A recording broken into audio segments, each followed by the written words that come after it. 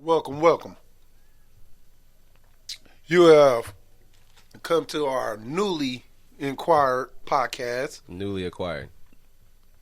In Life with Pernell and your boy DJ Illy. You know what it is. It's your boy DJ Illanoize. So, since we new to this, we just gonna interview each other, and that'll be our initial podcast. Excuse me as I choke. But yeah, that sounds cool. That sounds cool. You know what I'm saying? So, Yeah. how about this? I'll tell them a little bit about myself, and then you can tell them a little bit about yourself. That works. Go for it. Okay. Your boy Pernell, I'm really from Fort Dodge, Iowa. That's where I was born. My mother passed away when I was a youngin', and we ventured off to Mississippi, where my grandmother held a meridian. Spent about 8 years there in, grade school and shit. And then I was like, hell, I want to go live with my dad. And that's how I ended up in Colorado. Okay. So I did everything in Colorado you can think of, man. It was so exciting for me, man. I'm telling you, big coming from small pond to the sea. Man. I said I got my first everything there, In Colorado. in Colorado. Okay. So I went to middle school and high school and shit. 2 college dropouts. Kanye. He said I got my Yeezy on a couple times. Right. Shit. I was just telling somebody that the other day. That's funny you say that. But so I have a couple of companies, LP Entertainment, and that's where the clothing line come involved in. I got amongst Kings. And then I have a trucking company, a distribution company called High Sunny and Siani Distribution. Oh, okay. Nice. Dope. I did not know that. I did not know that. I knew about the clothing line, didn't know about that. That's dope. Yeah, so. But, a few years back, my wife passed away and shit, and that was like fucking... I thought it was deja vu, like I was reliving my own childhood through my son and being my father at the same time. Damn. So that kind of took me. That was a hard blow. That it did do me some harm. I mean, it would to anybody to take a loss, like that, man. So Yeah. So now I'm just, I'm feeling, a lot better and a lot vibrant, and Good. I wanna get back to the mission, And what's the mission? accomplish everything I can. Let's give the man a round of applause on that one. Hell yeah. Well, nobody taught me how to do it. I felt like I learned the hard way in life. Like, I never really had nobody to, really teach me shit. I think our generation, being black men, we all suffer from that. I don't even want to say suffer, but we all lack that. Yeah. That sense of male direction, male guidance, this is what you should be doing. Yeah. Yeah. I could definitely say the streets definitely was a big part of my life. And that, to a lot of people, that's so cliche. That's, so stereotypical. But in all actuality, that's the truth. Shit. It really is. For real. It just, but it definitely directed me to to wanting to be successful in life. Because, you know, when you tired of not having shit, you just like, shit, I'm about to get out here and grind. I'm about to get mine. Hell yeah. You know, I don't want to have all my friends and shit pass me up. And hell no. You in the slow lane, nigga. Yeah. They riding and I'm still walking. So, you know, you know, I like girls too. Shit. So, you know. Excuse me. Damn. Life just, you know, it is what it does sometimes, and you know, you gotta take the good with the bad and the bad with the good, as they say. Well, it's a process. It's a process. They say you gotta enjoy the bad just as much as the good, you know. So. But what is defined as bad? Because somebody may look at it bad, and somebody like, damn, that's good. You know what I'm saying?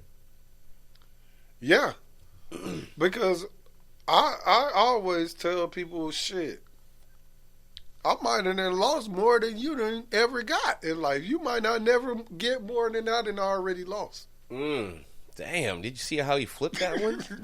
Hey, man, let's give that man another round of applause on that one, goddammit. In life. You know, because in life, hell, we go through a lot. A lot, G. A lot. Definitely a lot in life. A lot. Man, my man Pernell with his testimonial. And man, everybody got a testimonial in life. You know what I'm saying? We do. And it's unique.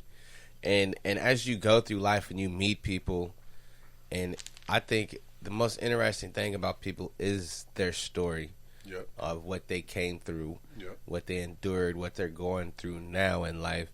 And it's like, damn, you know what I'm saying? That's a cool story you have.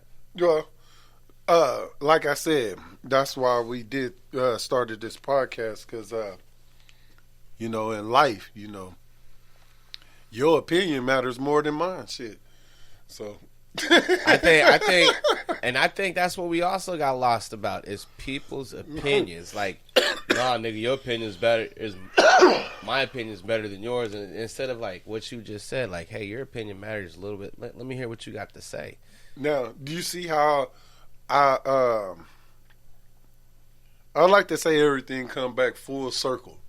Now, do you see from my initial description of a God amongst kings? Yeah. And how it come back to the same shit in the end, where, you know, hey, everybody think they king dingaling. They do, but then there's always that higher above that is not acknowledged as much, but you know, it's presence. You don't have to acknowledge the presence is there. Like my analogy is, like, not to get religious, you know, with anything. My analogy is this: the Earth sits in a solar system with other planets and shit, just held in darkness and nothingness. How the fuck in gravity? How the fuck does that work? Oh, just sitting in the air? Yeah, we just sitting and gravity works out. Like a god has to do that shit, right? Something. Like, damn, what? Something is making this shit all happen. I mean, we definitely know there's always a cause and effect, and chain reaction, butterfly effect. And I don't believe nothing happens for no reason. For no reason, you don't believe that? I believe there's a check and balance. Okay. You know, and you know, you can't get paid unless you put in the work. To some people, that shit is spoon fed to them. What would you say to somebody like that?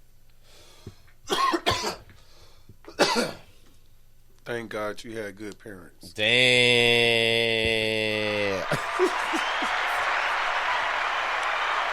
Because, you know, we ain't all. I was just telling you, like, shit, my struggle, everybody ain't spoon fed. No, not at all. But man.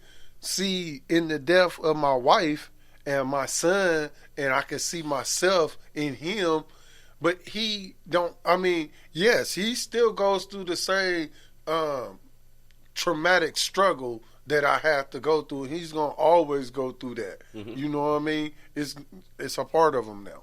you know. But now I can understand how my dad felt as a father losing his wife. You know what I mean? And did you talk to him about that situation? Yeah. I almost died 6 months before my wife did. Damn. Yeah. So it was like, man, it was like deja vu. Like I really had to call my dad and ask him, was we cursed? Like I don't know what the hell my grandfather, you know what I mean? Damn. I don't know, you know, how could this be? You know? So by being around death, as we're talking about death, being around death, you know what I'm saying? I feel it's a feeling you get, and it's something you can't shake off. You know what I'm saying? And then to lose somebody close to you when you have that feeling, it feels 10 times worse. You know, and man, death is a motherfucker. I don't think nobody's prepared to deal with it. Even myself, I struggle with even processing even the loss of that person. Yeah. No age. And, you know, I have babies, and man, I'd be just so, like, it's crazy. Like, my daughter Ching Ching just gave us a good scare. Like, you know, like a couple weeks ago, she was, had to get life flighted to Des Moines. Yeah. Damn, what happened? Her oxygen, she had pneumonia, and she's been been having fucking breathing problems since she was born. And fucking Fort Dodge don't fucking figure out nothing. No, they don't. They say, oh, it'll be all right, and then that'll be all right is like you're back within 24 hours. Like, right. So it had progressed to the point where she had pneumonia, and then we was just going back to the hospital, like to the emergency room, like damn near twice a week for like a month, right? And you got a feeling like, man, I hope this ain't it. Well, I just was like, you know, she had been calling for me for like a couple of hours, and then, you know, my baby mama was just like, hey, you know, your daughter's, she won't stop crying, and she just keep crying for her daddy. And, you know, I talked to her, and I said, you know, you want your daddy to come see you? And she's like, yeah. So, you know, I went and seen her, and I just really held her all night. And we gave her breathing treatments, and, you know, and then we was just like, fuck this. We got to take her to the hospital again. Because, like, her chest is retracted. Like, we know the signs now. Mm-hmm. And we took her to the hospital, and they just like, we got to flight her, like, right now. Like no other option, like right now. Right now, her oxygen level was so low that they was like, the breathing treatments was probably about the only thing that's been keeping her alive. Damn. Right. And I'm the only nigga that you know can beat a helicopter. Yeah. I don't really know how fast I was going, because, you know, I rolled up a couple of blunts, and you know, I was just really praying and talking to my baby the whole time, you know, because my baby mama called me, and she was flipping out because she couldn't get on the helicopter, and she didn't have a ride that was good enough to travel to fucking Des Moines and back.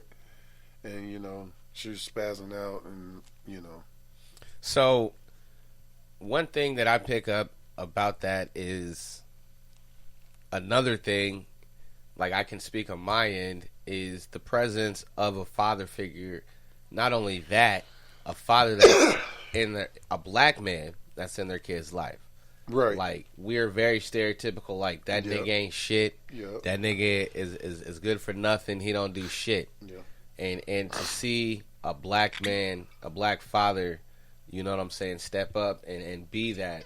You know, we don't get saluted enough. So I salute you on that. We don't get saluted enough. Thank you. And damn sure, the man ain't gonna let us get that fucking credit either. Yeah. So that's true. That's definitely, you know, a compliment that I wish more black men would do. Yeah. You know what I'm saying? Or and take pride in that shit. You know what? I think the most annoying thing for me is like, oh nigga, I gotta babysit the kids. Right. Well, you know, I'm gonna tell you, big facts. When my wife died, my kids was all I wanted to be around. Like, they brought me back to life. You know what I mean? Mm-hmm. Like, they was just, it's just an unconditional love that they give you. And it's like, you know, I didn't want nothing fake around me. Nah, you don't want that. You know what I mean? Definitely don't want that. And, I mean, I have, you know, a couple females that I fuck with, but that ain't. That's not the love that I was really needing, you know. I mean, it did me some justice, but yeah, it wasn't what she was looking for. It was what I was looking for. Oh, okay. You know, that wasn't what I really needed. Got you. Well, like I said, we in here and you know, we doing this podcast and we getting it in, you know. In Real. Life with Pernell, your boy. DJ Illanoize, you know what it is. Yeah. So, you know, we're going to give y'all some new flavor. You know, we're going to let you have your opinion. Well, How many podcasts do that? Where you said your opinion matters more than mine? Right. Well, because, you know, there's so many voices that don't get heard. I think that's I mean, if somebody would just stop to listen to somebody having a bad day, maybe that would change their perspective and stop half the bullshit that's happening in this world. You know what I'm saying? Like the situation that just happened in Maine. This man went and killed people because of a breakup. You know what I'm saying? It just made him flip. It is. I'm not gonna say it is what it is. It is how he chose to handle it. I'm not saying it's right by any stretch of the imagination, but maybe somebody could have like, hey man, talk to me. Hey, what's wrong? Instead of it could have turned out differently. See, now if we just go, I mean, you really can only talk about where you living at, right? Where, you know, we can bring you stories from around the world and what some other niggas doing, but here in our own town, boy, hey, these little niggas is getting down, man, and it's like, you know, I can't really say a whole lot because, you know, I once upon a time was these cats. But did you take it to that level? Did you really take it to the level that they're taking it to here? Ask yourself I have to say yes with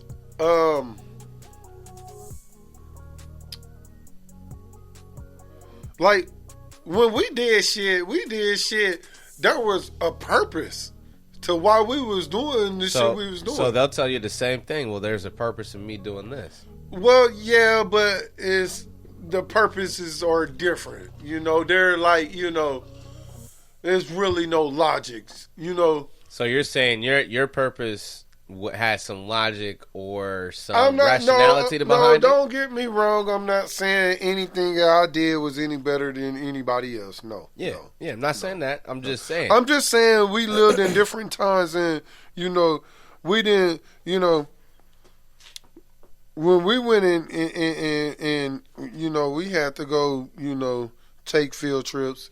It was a purpose to them. It wasn't just, you know, Okay, now if it was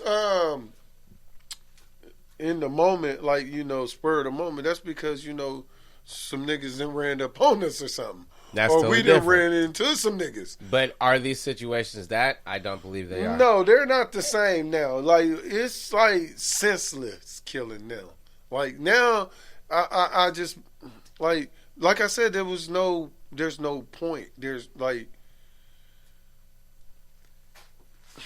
and the crazy part about it is a lot of these cats is kin to me, or got babies with niggas that are kin to me, and they all like about under the age of 21. And it's because it's a small town. It's a small town. Like 25,000 people live here. And how many people die every week here? Like, you got people ODing, you got people killing themselves, you got people accidental deaths and shit, and you still got, elders that's dying from natural causes. Like, you really hear about but like you said, it's so crazy how close we're tied to all this shit. You know what I'm saying? I got a little homie right now, going through some shit. Mm-hmm. You know what I'm saying? And it's like, God damn. Mm-hmm. That's why we do this shit right here, because we want to be able to let the younger viewers be able to listen in and be able to get some real ass advice from some people that have been there, some people that's going through it, and some people that's heading to it. All three. No, seriously, because like these kids don't have no, like, who's the fuck telling them anything? They mama? It should be their parents, right? Come on now. It should be their parents. Oh man. Yeah, it should be. It should be their parents, but you can't really say nothing without feeling like. But what you just state? I really didn't. You can't. The streets raised me. The streets raised me. But you can't really say nothing without feeling like, without really kind of being judgmental about, because you don't know what the parent went through in their life to even get them to the point where they don't have goddamn kids then. Well, yeah. Keep your legs closed. Okay. What about the kids? What about the young girls who got basically they got manipulated and got raped and got pregnant, and the motherfucker told them that they loved them and shit, and they was gonna be there, and they ran off, and now they got a baby, and you can't take that away. No, you can't. But damn. Yeah, and then what about the? So what is that? Okay, so listen to this. Statistically, the United States has the worst murder rate per any other goddamn country. How is that fucking possible? We, out of anywhere else in the world, have violence history with people like this. Okay. Nobody else has this issue. And very rarely on this podcast am I going to answer a question with a question. Okay, go ahead. Statistically speaking, why the fuck do America got the worst fucking healthcare system in the fucking world? Greed. And, money. Okay, that's the answer to your question. Right there. Oh, why we have the worst murder rate? Greed and money? What do you think these little niggas out here murdering each other for? Reputation? Clout? No. Yes, clout. That's what they doing it for. Man, motherfuckers want that money. Motherfuckers putting hits out for motherfuckers. Motherfuckers trying to rob motherfuckers and get them. You know what I mean? I know a little motherfucker right now. He was in jail talking about in jail how he gonna get out and he gonna rob a motherfucker. Right? Listen. He in jail talking about I'm gonna rob a motherfucker. Right? While he locked up. It's all on fucking on the whole thing and everything, right? The same motherfucker he gets out. The same motherfucker he talking about robbing. When he get out of his little lockup sentence that time, right? Mm-hmm. He kills him. Damn. He don't rob him or nothing, but he just kills him. But he want to rob him, but you know, it didn't turn out that way. And how young was his brother? They in they fucking teens and early 20s and shit like that. The story you're talking about right now. Yeah.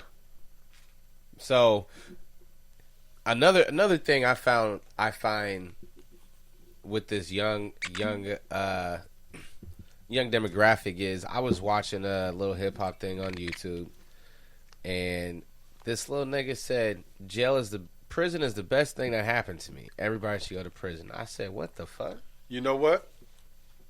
I really can't be biased about that statement because you know what? I felt the same way. I like freedom though. No. Listen. I was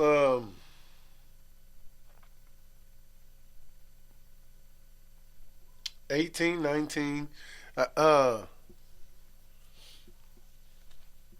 It was so funny. This is crazy. When I first graduated, 3 months after I graduated, I caught my first felony. Mm-hmm. Some bogus ass shit. I could have beat it, but I didn't know nothing about law. No, none of us do. 3-4 months later than that, I caught a second felony. Damn. Yeah. Okay. So,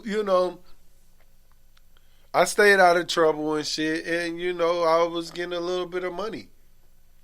And I got caught up, selling guns and shit. So, I went to prison. But, man, do you know that's why I said these little niggas, they didn't have a purpose. Now, nigga, I used to walk around like goddamn Rambo. I had goddamn gun strapped. I mean, So what clicked for you that made you want a purpose then? Well, it was this what it was. I was gang banging. I was making a lot of money, and I was doing coke. And I thought I was God himself. A God amongst kings. Huh?